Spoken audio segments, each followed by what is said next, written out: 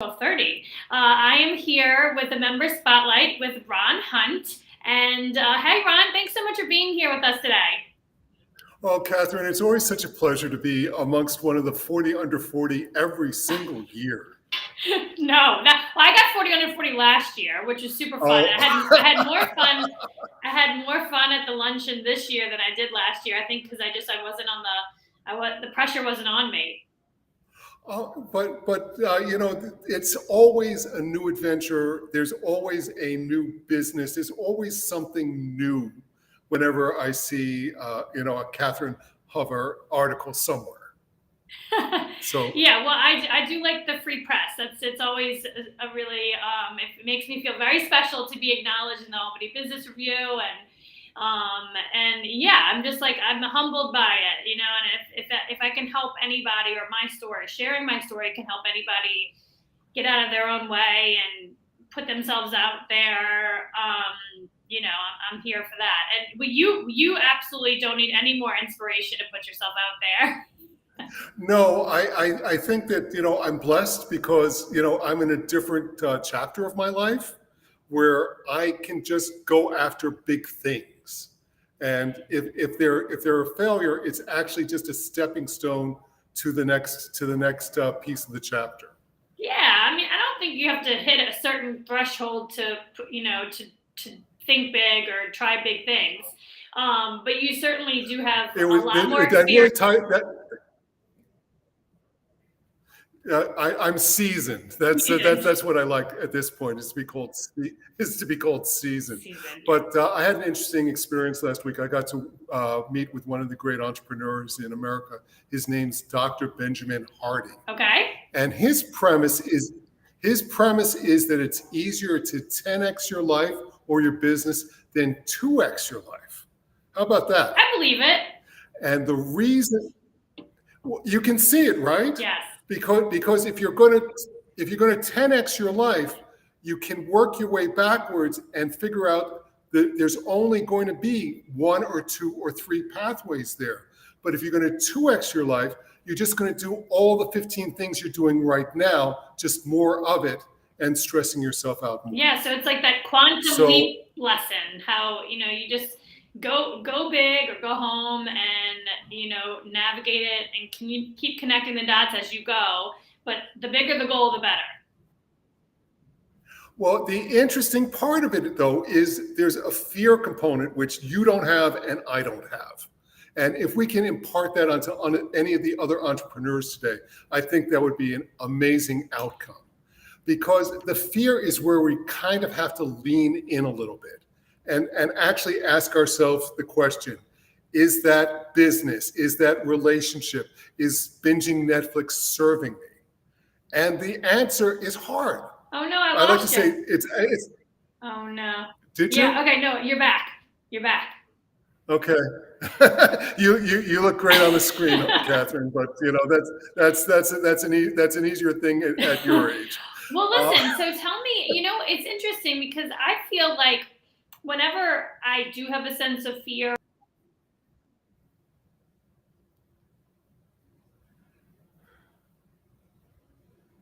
you still move forward, you still do the thing that you set out to do, and feeling fearful or scared or anxious is just like, human nature. It's like you're alive.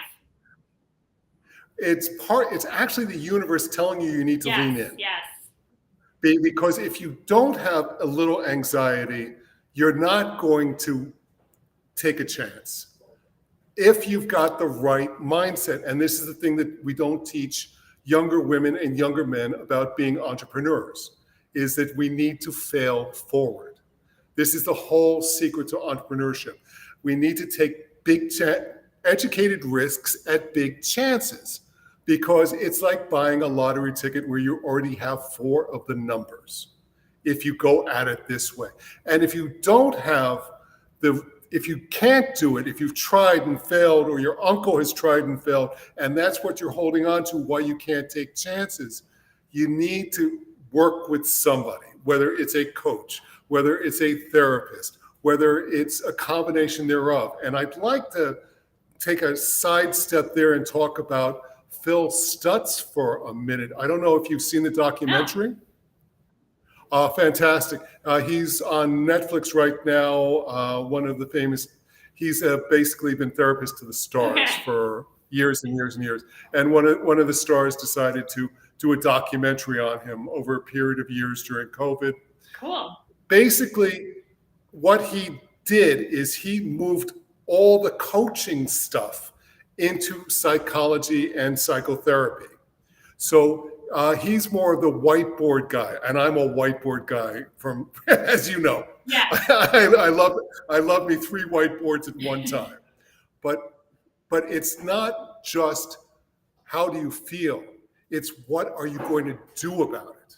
And he reinvented psychology and psychotherapy, and that's what makes him an interesting follow. But as a coach, seeing him incorporate all those things, I'm starting to go, well, let me study his methods and see if I can use that to help my entrepreneurs, to help my New York State executives who are facing a fixed mindset environment, and they've got great ideas and they need to change things for the benefit of everybody else. So I think that I'm blessed. I get to run with cool people like that in my life right now. I get to be introduced to people like Dr. Benjamin Hardy through a friend of mine his name is Evan Carmichael, who is basically the king of YouTube around the world. And his friends are now my friends. That's awesome. Yeah. So this is what you do. I had to give up some of my clients who weren't succeeding, and that was very hard for me. And that's part of the journey as well. And I know you can probably speak to that if you want to, is to decide who is going to be with you to help guide you, to be that hero in the story, in that Marvel story that you're eventually going to have to tell about yourself of how you got from here to there. Yeah, I mean,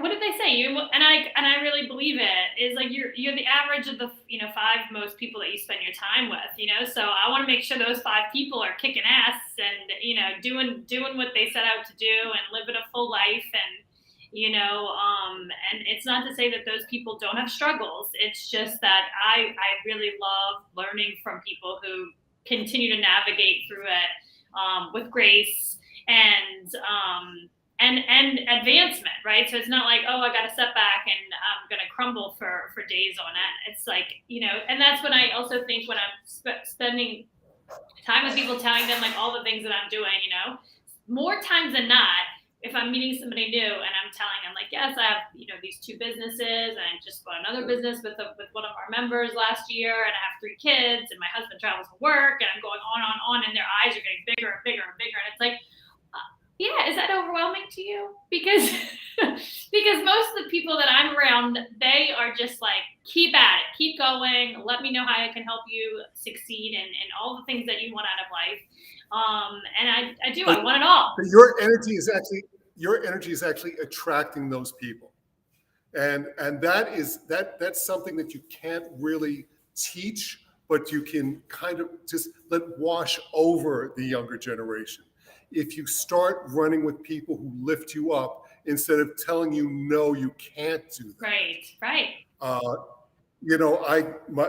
going to hold up my hand and go, my mom said no probably more than any other parent in the world.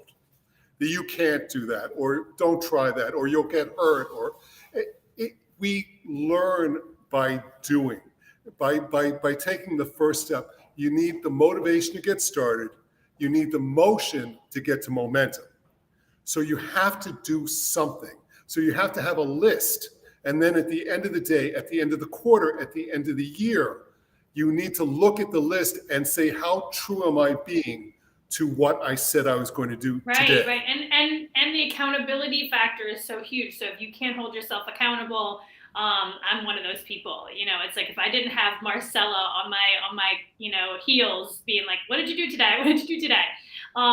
There's no way in hell I'd be where I am. So it's really important to have those accountability partners or have a coach. I always use the example like, some of the most incredible athletes in the world, they all have coaches. They have coaches like in different aspects of their life, so why shouldn't an everyday person like me or you have a coach. So tell us more about your coaching practice and how people can work with you.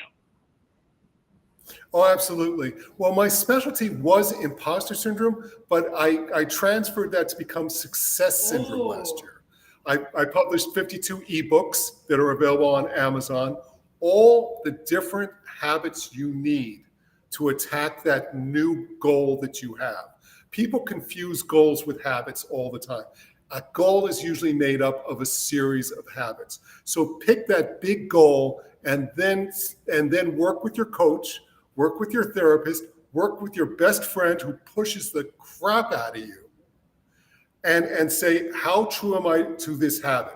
Do I have a bag packed by the door to get my kids out of the house first thing in the morning on time? Because if your day starts on time, you get good decisions from that. If your day starts 15 minutes late, then breakfast is late. Then you're stopping at McDonald's. Then they're late to school. It's a series of either good or bad cascading decisions.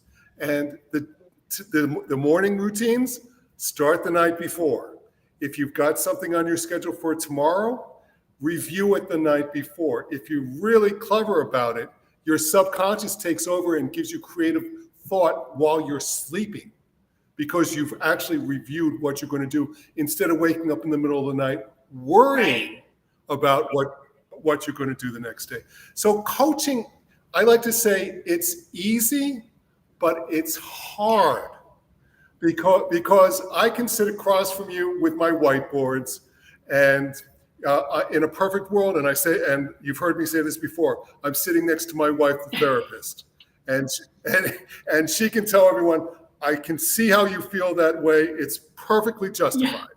Yeah. And in the meantime, I'm writing 3 things they can do in the background to get over it. Because you were talking about this before. Because everyone has, I'll hold up my hand. I've got depression in my family. My wife has depression in her family. We all know someone or have been depressed. But it always ends the same way. We get off the couch and take a shower. Now, that can happen today, that can happen tomorrow, or you can sit there for 6 months. And we see it all the time. And I run with some burnout people and they're like, oh, we need to treat the symptom. I say, no, we need to treat the cause. Because they're both super important. Yes. And I want to get people to not burn out. That is my whole theory of coaching. I love what I do. I'm so blessed. I get to use it with all these brilliant billionaires that I have to meet with and who want things from our company that we cannot produce yet. But it's like, how do you get from here to there? And it's always the same 4 things. You get up on time, you do that first thing, you get a little bit of momentum, and you keep going, and you evaluate at the end of the day, and you readjust. Yes, a constant adaptation to hitting the goal, and again, it's all about who you surround yourself with too, right? 100%. I know you referenced Marcella before, and I know there was a period she was in 2 different generations of your work life. She was with you at Paint and Sip, and then there was a gap when she went to do her own thing. It was a dark time. But it's so weird, and that's a longer conversation. And if anybody needs more background on that, do look at the Albany Business Review article, because it was fascinating to read. Oh, thank you so much, Ron. And anybody listening in and wants to learn more from Ron, he is all over LinkedIn. He's posting all the time, and he's a member at our Pallet location in Schenectady. And thanks again, Ron, for being here. I'm so happy to see you at Pallet, and love to hear all about what you're working on. I'm a huge fan of Pallet, and it's been good for me, and I hope I've been good for you. Yeah, absolutely. Well, have a good rest of your day. Thanks for being here with me on Monday.